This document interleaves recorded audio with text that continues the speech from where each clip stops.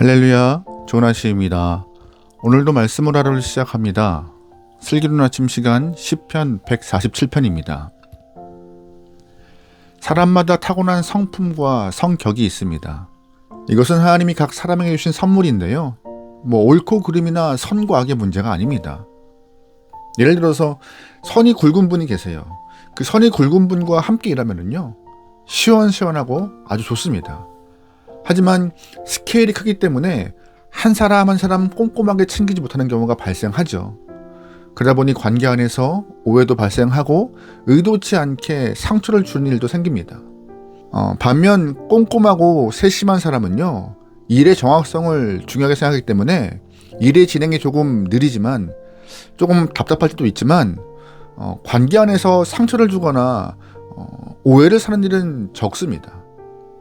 가장 이상적인 것은 이 두 가지의 상반된 모습이 한 사람 안에 공존하는 것인데 가능할까요? 불가능합니다. 사람은요, 이 두 가지의 모습을 다 갖고 완벽하게 보여지는 것이 가능하지 않아요. 하지만 감사한 것은 하나님은 이 두 가지를 다 갖고 계신 분이십니다. 어떻게 보면 시원시원하고 선이 굵은 분 같아 보이기도 하고, 어떻게 보면 섬세하고 꼼꼼하신 분 같기도 합니다. 스케일과 디테일 이 두 가지 모두 가지신 분이 바로 우리의 하나님 아버지이신 것이죠.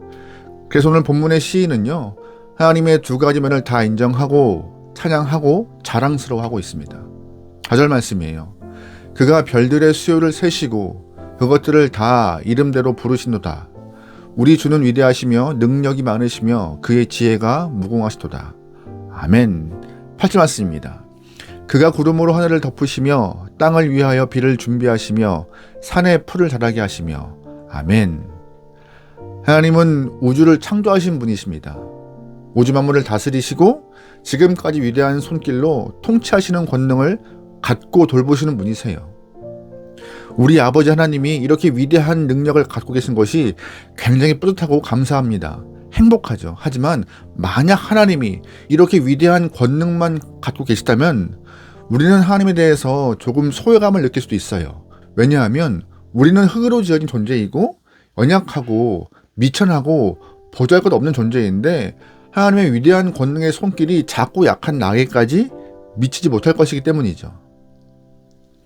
예를 들어 우리 아버지가 큰 기업을 경영하고 있는 오너라면은요, 회사 일에 너무나 열정한 나머지 집안을 돌보실 경황이 없으실 것입니다. 그러다 보면 자연스럽게 자녀와의 관계 안에도 조금 소원함이 생기겠죠. 그렇다면 자녀의 입장에서 아버지와 나는 무슨 상관이겠습니까? 관계성이 없으면요, 별 상관없어요. 그런 아버지가 10명이 있다 한들 나와 아무 상관없기 때문에 아이는 행복하지 않습니다. 외로워요. 관계성에 단절이죠. 그러나 우리 하나님은 그런 크신 능력으로 우주를 창조하시고 세상을 운행하시는 분이신 동시에 작고 약한 인생들의 한숨도 반응하시는 섬세하고 꼼꼼한 분이십니다. 3절 말씀이에요. 상심한 자들을 고치시며 그들의 상처를 싸매시노다. 아멘.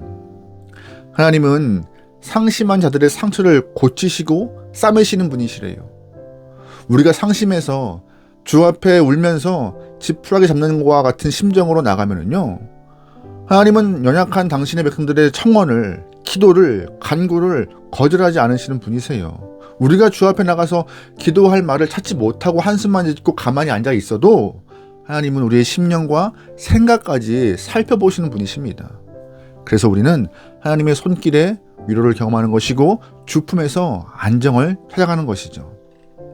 그런데 더 놀라운 것은 우리 하나님은 천지를 창조하시고 동식물도 만드신 창조주이신데 인생의 문제만 관여하는 것이 아니라 9절 말씀과 같이 들짐승 우는 까마귀 새끼에게도 관심이 있으신 분이세요.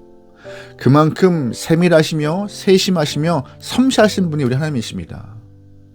하나님은 분명 크고 위대한 창조주이십니다. 동시에 연약하고 작고 부족한 우리의 신임에도 응답하시는 섬세한 분이세요. 그렇다면 하나님은 이 두 가지의 상반된 모습을, 그 일들을 어떻게 동시에 행하실까요? 하나님은 우주를 창조하신 것도 말씀으로 하셨고 연약하고 불쌍한 영혼을 돌보시는 일도 당신의 말씀으로 하셨습니다. 15절이에요. 그의 명령을 땅에 보내시니 그의 말씀이 속히 달리는도다. 아멘. 18절입니다. 그의 말씀을 보내사 그것들을 녹이시고 바람을 불게 하신즉 물이 흐르는도다. 아멘. 하나님의 명령, 즉 말씀을 이 땅에 보내셔서 크고 위대한 능력을 행하시고 섬세하고 세심하게 일을 진행하셨다라고 성경은 말하고 있습니다.